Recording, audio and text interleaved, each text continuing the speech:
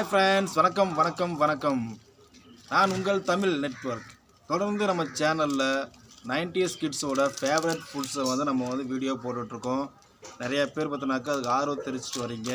இன்னைக்கு என்ன பார்க்க போறோம் அப்படின்னா 90s கிட்ஸோட ஃபேவரட் இந்த மம்மி டாடி. இப்படி வச்சா டாடி, இப்படி வச்சா மம்மி. அப்புறம் நிஜாம் பாக்கு ரொம்ப டேஸ்ட்டாக இருக்கும், ரொம்ப சுவையாகவும் இருக்கும். அப்புறமா இந்த 90s கிட்ஸோட லாலிபாப்.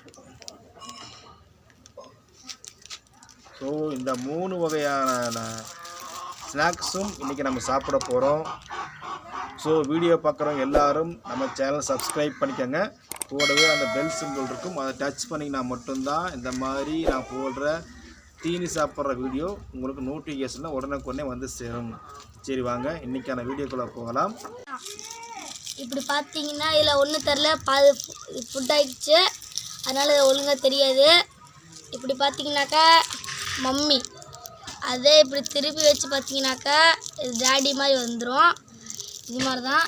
இப்போ இது உங்களுக்கு உள்ளது என்னன்னு இது பார்க்க உங்களுக்கு ரொம்ப ஆவலாக இருக்கும். அதனால் நான் பிரிச்சு கையிலே போட்டு பார்க்குறேன்.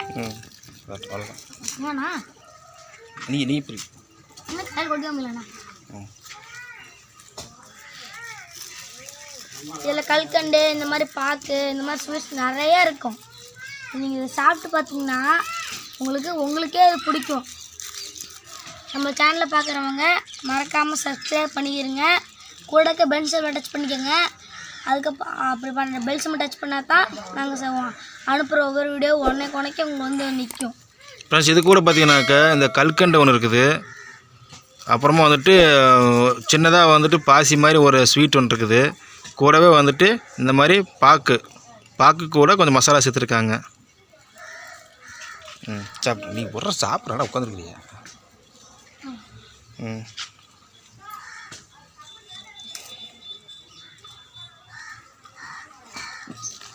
சூப்பராக இருக்கு. காட்டு. அடுத்து இவ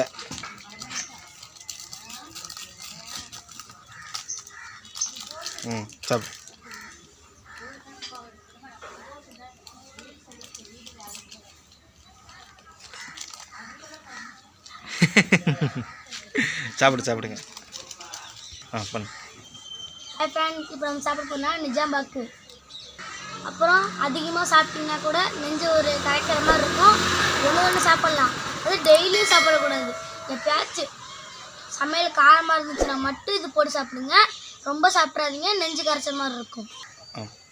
இது வெத்தலை கூட போட்டிங்கனாக்கா சாப்பிடும்போது வயிறு ஜீரணமாக இருக்கும்.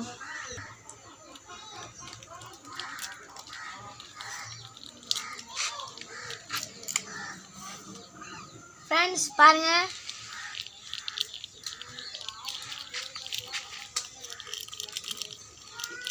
ஒரு சிலர் பார்த்தீங்கன்னா இதில் கம்மியாக இருக்கும், ஒரு சிலர் பார்த்தீங்கன்னா இதில் நிறையாவே இருக்கும். இது கம்பெனியில் பேக் பண்ணுறது அப்படி. இதான் நான் இது முழுக்கவே பார்த்தீங்கன்னாக்கா பாக்கு தாங்க. பாக்கு கூட சுவையை கூட்டுறதுக்கு கொஞ்சம் ஒரு சில பொருள் கூட சேர்த்துருக்காங்க. வெத்தலை போடுறவங்க எல்லாருமே கண்டிப்பாக இதை யூஸ் பண்ணுவாங்க. ஏன்னா அது வாய் நல்லா மனமாகவும் இருக்கும், வெத்தலை போடுறப்ப கடிக்கிறப்ப நல்லா சுவையாகவும் இருக்கும். சார் அது வாயில் போட்டுங்க.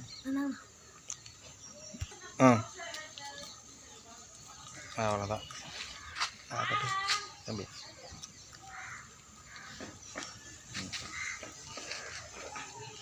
இதோட டேஸ்ட் எப்படி இருக்குனாக்கா கொஞ்சம் ஸ்வீட்டாக இருக்கும், ஸ்வீட்டாகவும் இருக்கும். அதோட சுவை பார்த்தீங்கன்னாக்கா நமக்கே தெரியும்.